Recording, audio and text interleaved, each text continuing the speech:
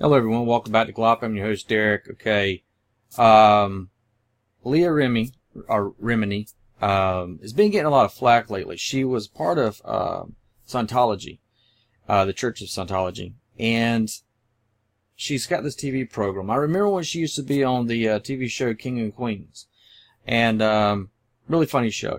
My wife and I watched it just like we did Everybody Loves Raymond, and kind of wonder what had happened, because at the very end of their season, everything started kind of falling apart. You could tell that the actors weren't mixing well with one another anymore. She had a baby, came back, had a hard time, was given a hard time because she gained so much weight. But yet her co-star was also overweight, and it was this double standard. And when I was working in the movies and commercials and stuff like that, for Showtime, and so on, women always had a lot harder than men. They had to look a certain way, dress a certain way, be a certain way. They had to be this cookie cutter view, that they were supposed to look a certain way. So I was very surprised that she actually came out of the Church of Scientology, and that she decided to do this show for A&E. Now, there's some people who will come and say, she's doing that because she's part of the Illuminati. She's just exposing this. They're only allowing so much of this to happen, to take place, that they want people to know. The last episode was dealing with the fact that this mother, she was talking about giving a story about this other mother that was in the church. They had a son that was bipolar and wasn't getting the medicine that he needed, and the church was keeping it down. Now, there's also evidence, and I'm going to tell you, this is straight up a cult, and I'm going to explain why.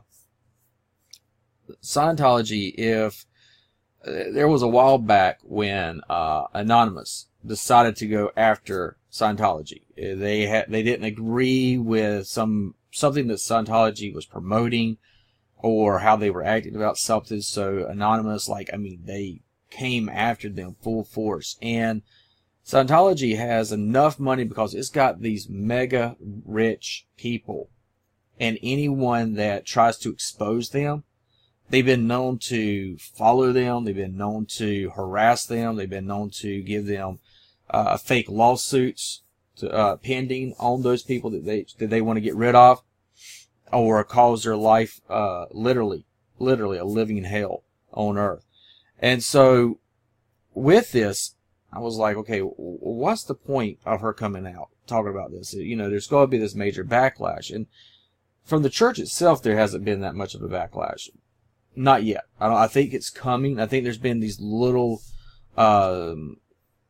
skirmish between the two, but nothing has come as much as she's getting ready to she says she's going to reveal a big bombshell. Now, a lot of people do give her a hard time, and guys, we don't need to do that, and I'm going to explain why. We need to pray for people that come out of the occult. It's very easy to get sucked into an occult. I almost was sucked into this occult. I didn't have a place to live. I was homeless. Didn't have any. I just got over cancer. Wasn't even in a full remission yet. My family and I didn't see eye to eye on certain things, and my mom thought I was going to go back to the way I was before I got sick with cancer, which was someone that was arrogant, mean, pompous, the whole 9 yards, and disrespectful to my parents. And so I got kicked out. And I met this girl. Now, she was the preacher's daughter of this cult. I call it a cult because they had to know everything you were doing, and what foods, what type of drinks, were you putting stuff in your body that was godly. And then it just kind of snowballed and snowballed. And as I was dating the preacher's daughter, it really got, like, if I didn't drink the Kool-Aid, and I didn't drink the Kool-Aid that they were dishing out, man, they made my life worse than what it was before. Before I was living on the street, stuff like that, they made my life a lot worse. And my wife was always sitting there and it was like, you weren't a born-again Christian until you got sick with cancer. You came to know Jesus Christ. And then you were a part of this cult. Even though I wasn't a part of it, I was dating the pastor's daughter, and it became very oh, it was just extremely weird. You know, it was like everything, you had to be there every Sunday, Sunday night, every event they had. If you didn't show up, you had to explain why you weren't. If you wanted to work or had to work, they would tell you couldn't go to work. And when you're homeless, you know, you're looking at things saying, okay, I'll do what I can to keep a roof over my head. And when I no longer, I'm a very stubborn person. So as soon as they wanted me to do a certain thing and I was like, no, I've got other plans, it became this conflict and things kind of fell apart from there. And, the girl, she broke up with me. And for me, it was for the best. I didn't know it at the time because again, ended up back on the streets, not knowing where my next meal was going to come from. But I knew I didn't want to compromise my integrity and compromise my beliefs. And I know that it was YAHWEH Elohim, Jesus Christ, that saved me from that. That let me see the occult side of religion. To realize that I didn't need to be a part of that. He didn't want any of that to ever be what we were a part of. He didn't come to create a new religion. He came for us to have a relationship. And that's what people forget. And, you know, from there, it was ups and downs. It was just crazy because people that were from the church that knew where I was would show up. And it was like, and it wasn't a good time showing up. It was like everywhere I went, they followed. I ended up moving and went away for a little while and, was able to come back. And, you know, eventually it died down. But my wife always was like, you know, why wasn't that you didn't get drugged in? Because you were looking for security. You were looking for a roof over your head. And I was like, because they weren't preaching the gospel.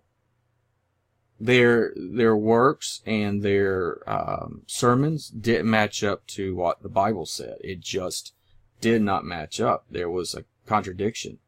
And Jesus, it tells us in the scriptures to test every spirit. And whether they claim that they're speaking in tongues and there has to be somebody that's translating it. And I'm not saying anything about Pentecostals. This is not against Pentecostals. It's just, you need to know where the source of that spirit's coming from. Because the devil will very easily come into any denomination and will manipulate it, pollute it, and make it a cesspool of evil. That if you are not testing every spirit that comes into the sanctuary, then you don't know what spirits you're letting in. And it's very easy to lose control and, you know, lose your ministry in doing so. So her coming out and saying, you know, this stuff was happening and that some of the horror stories that she talks about, she's not the only one, guys. I mean, there's a lot of people that has come out of Scientology that their life was completely ruined.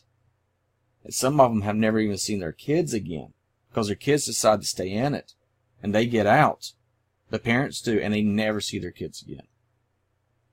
This is the worst type of occult.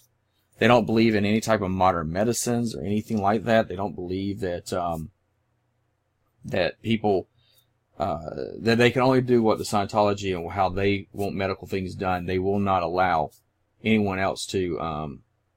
I got civil cancer. I wouldn't be allowed to take Tom Cruise's ex-wife. I'm horrible with names, but she ended up having had to go through treatments, and if I think it was Kim Basinger. I'm horrible with names and actresses and actors.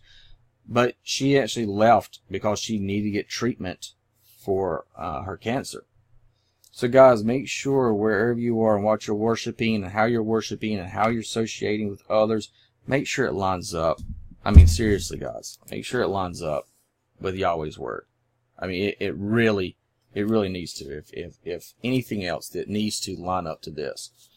As always, guys, pay attention to your surroundings. You never know what lies in the corner. God bless.